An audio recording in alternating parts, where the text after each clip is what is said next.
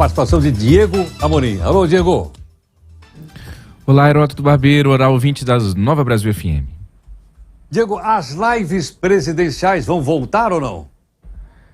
É isso, Heródoto. Teve o Lula livre durante muito tempo, agora é o Lula Live. Vai ter a live do Lula.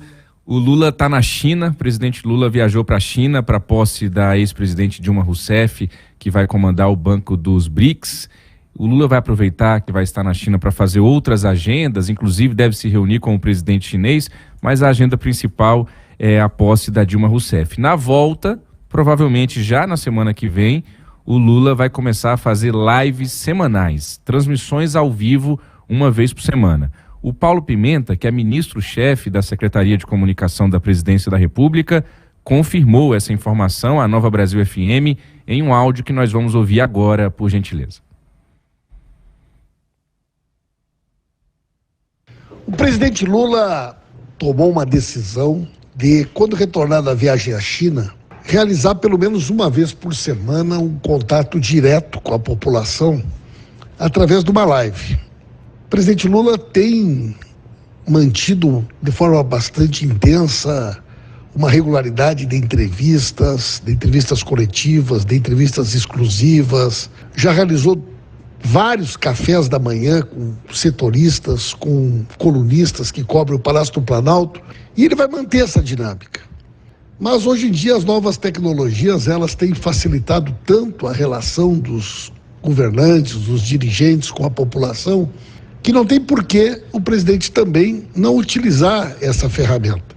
Não para substituir a relação com a imprensa, mas para eventualmente ter alguma possibilidade de aprofundar um tema para o qual ele queira dedicar uma atenção maior. O ministro Paulo Pimenta detalhou por que o presidente Lula decidiu fazer essas transmissões semanais. Vamos ouvir mais um pouquinho do ministro Paulo Pimenta. Por exemplo, agora o presidente Lula está na viagem à China e ele pode, no retorno, querer fazer um bate-papo com a população falando de forma mais aprofundada sobre essa viagem.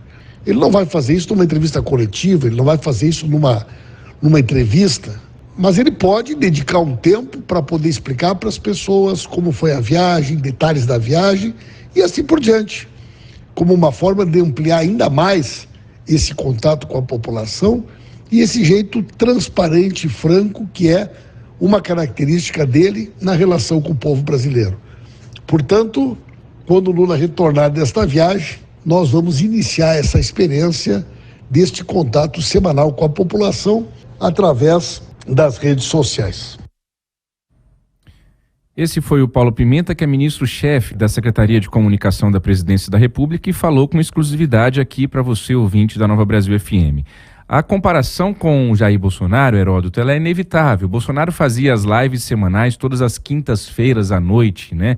E aquilo ali virou uma marca do mandato do ex-presidente Jair Bolsonaro.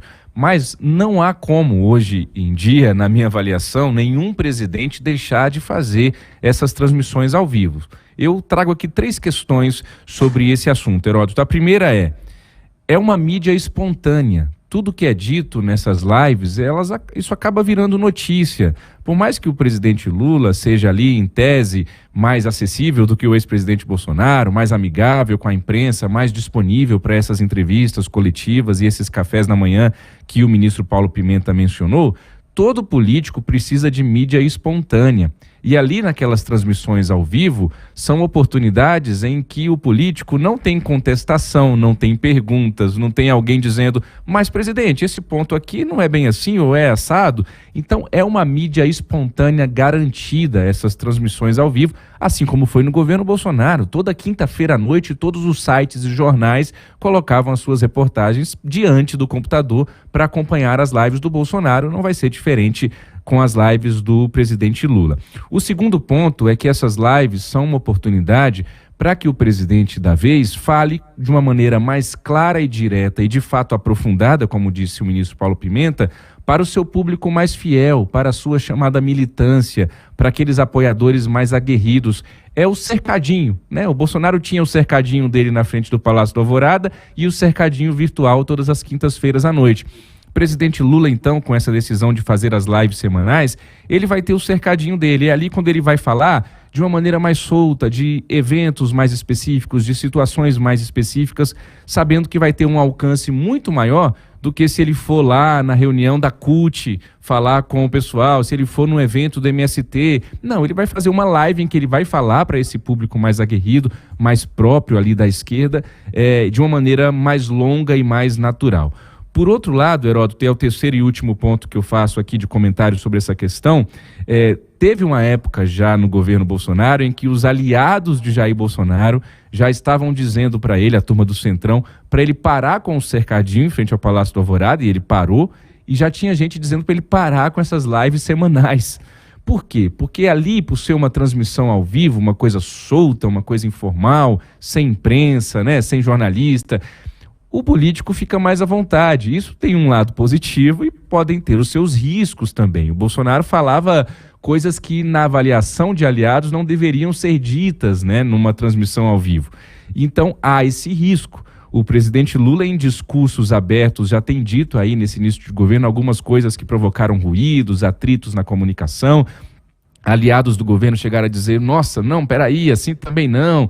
Algumas declarações um pouco mais polêmicas. Isso numa transmissão ao vivo de 1 hora, de 2 horas, de 40 minutos que seja, esse risco aumenta também. Lembrando que o Lula, ele está aprendendo essa questão toda de redes sociais e de mundo virtual. O Lula não é dessa geração. Bolsonaro também não era, mas nasceu ali a candidatura dele já com o Carlos Bolsonaro, filho dele, vereador no Rio de Janeiro, mergulhado nas redes sociais. O Lula não.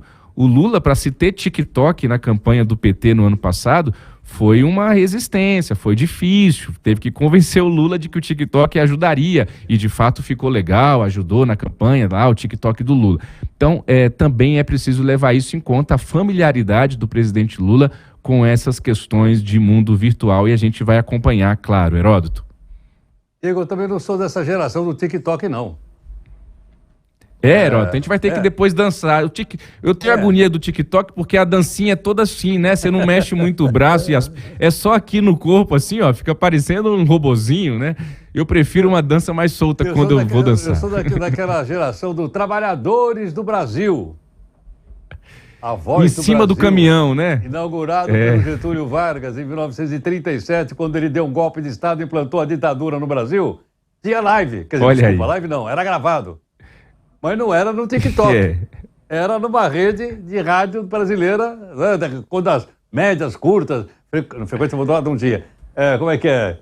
Tropicais e tal, mas isso não é novidade, não, né? É verdade. Heródoto, amanhã é dia de resumo musical da semana. Vai que amanhã eu e você a gente faz um TikTok aqui, ó. Vou começar a ensaiar hoje aqui tá na bom? redação com a turma jovem aqui. Até mais. Tá jóia. Até amanhã. Valeu.